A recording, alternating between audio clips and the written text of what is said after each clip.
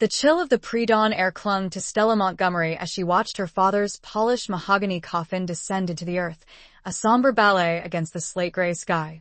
Beside the newly dug plot, her sister, Alara, delivered a eulogy that meticulously crafted a narrative where Stella simply ceased to exist. Patron was so incredibly proud of his children. Alara's voice resonated, clear and carrying across the hushed, expansive mausoleum grounds. He adored witnessing Jackson forge his prestigious legal practice and seeing me nurture 3 magnificent children. As a devoted wife and mother, he found immense joy in the success of his family. Stella stood stoically in the rear rank, her dark, impeccably tailored service uniform sharp against her frame, observing nearly 200 mourners nod along to a story that painted her as an phantom.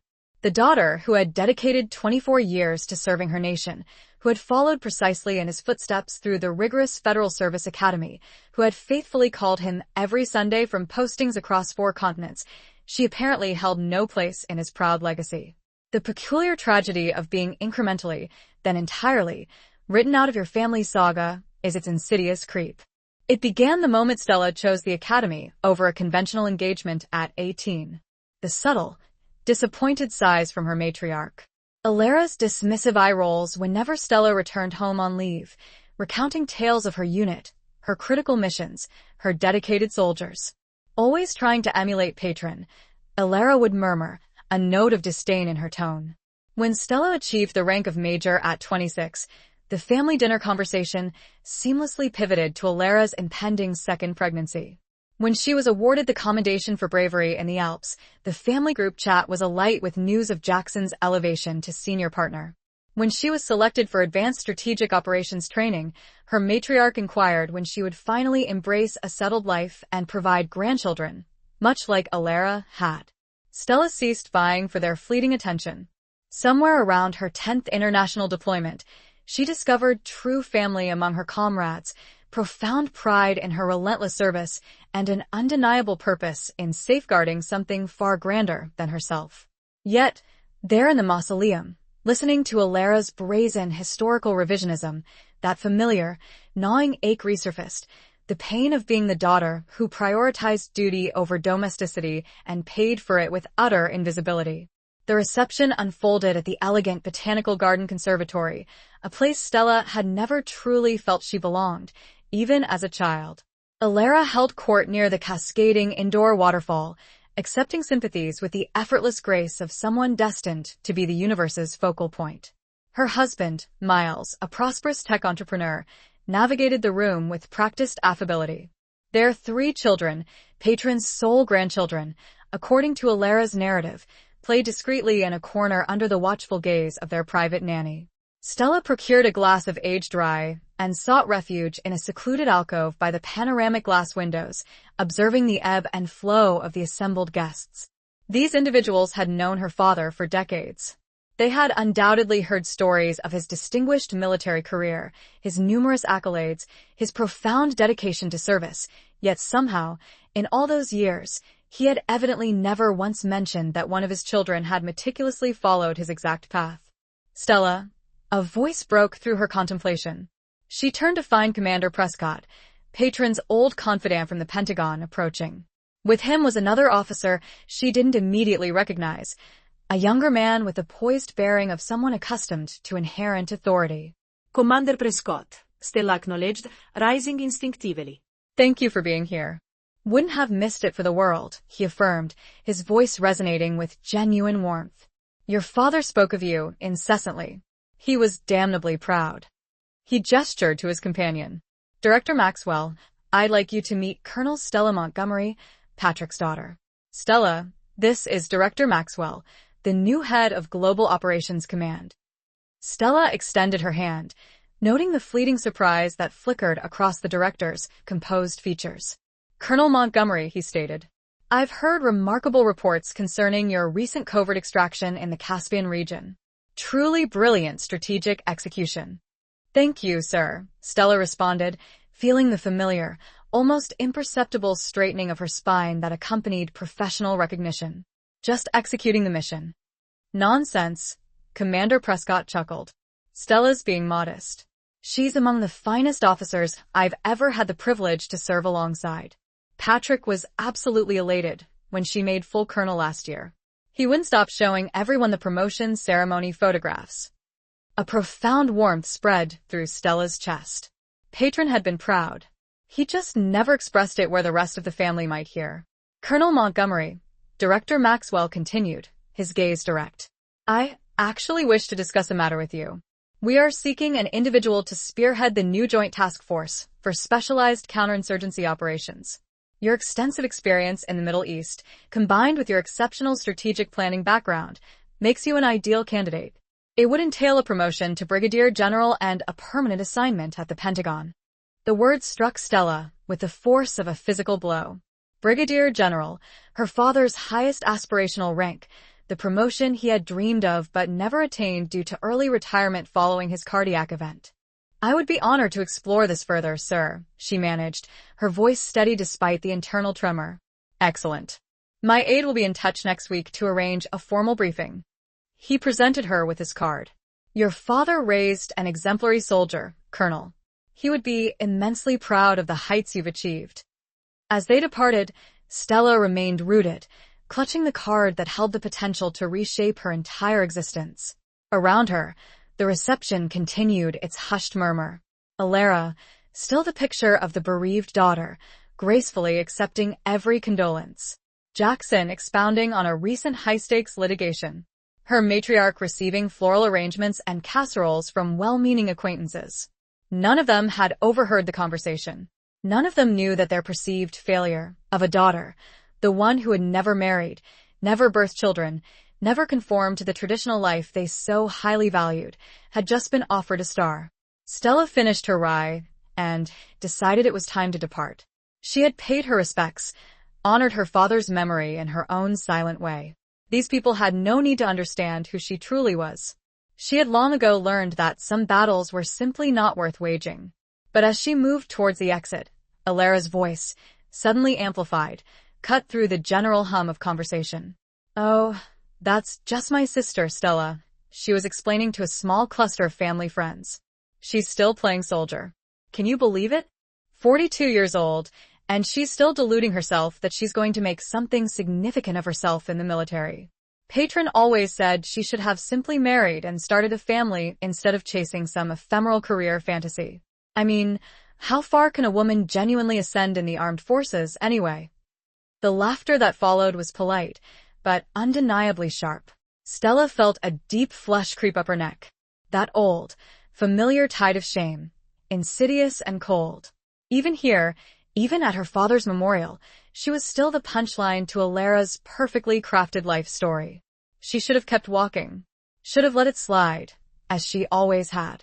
But something about the absolute finality of this day, about committing to the earth the only person who had ever truly understood her choices, even if he had never publicly championed them, made her halt. Stella turned and walked back into the very center of the expansive room. Alara, she stated, her voice carrying the undeniable command presence she had honed over 2 decades of leading soldiers. Might I have a word? The conversation instantly evaporated. Every head turned, every eye focused on them, sensing the palpable shift in the atmosphere.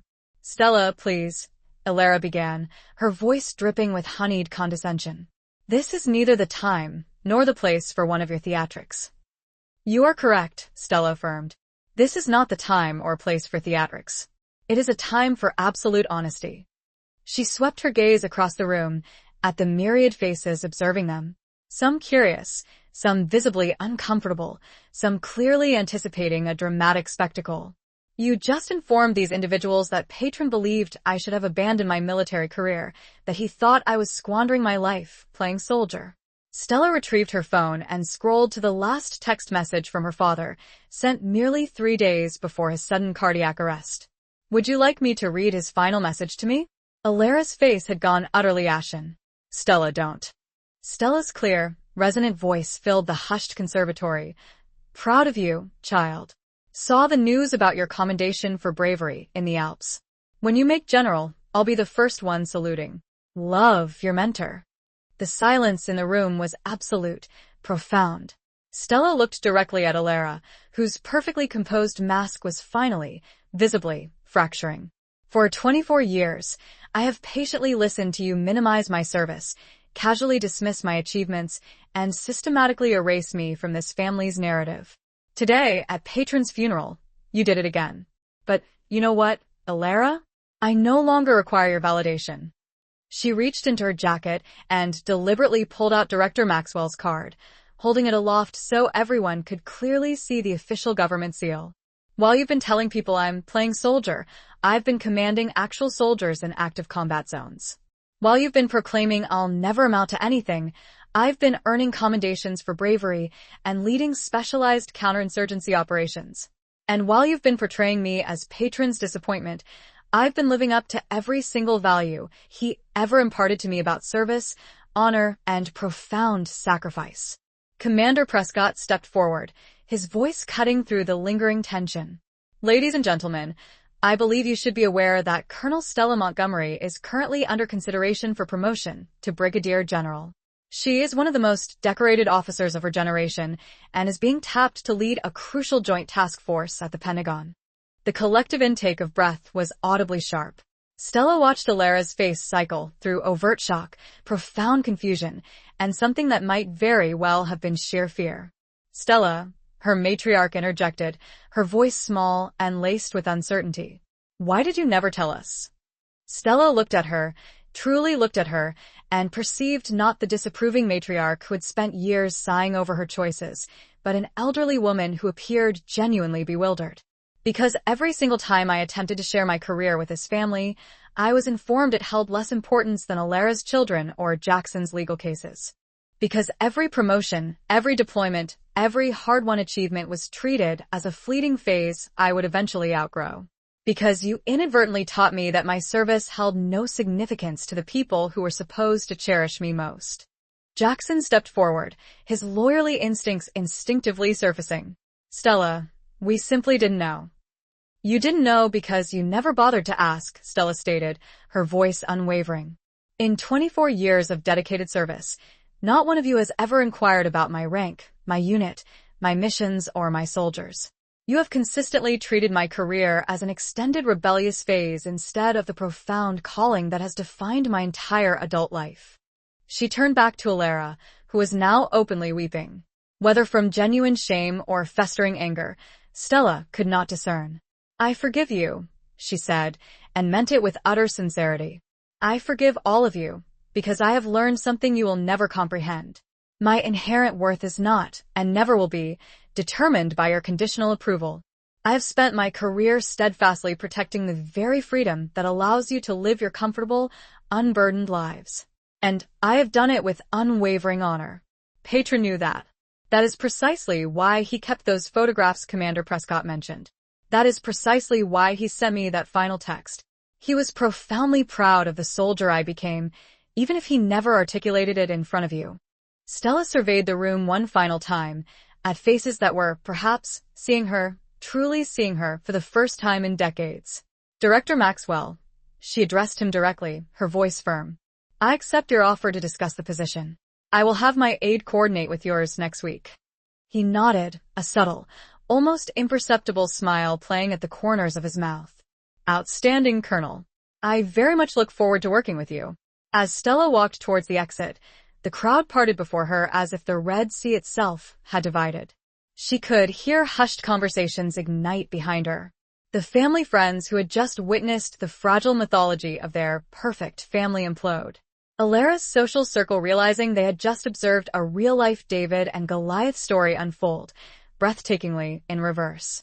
At the threshold, Stella paused and turned back one last time.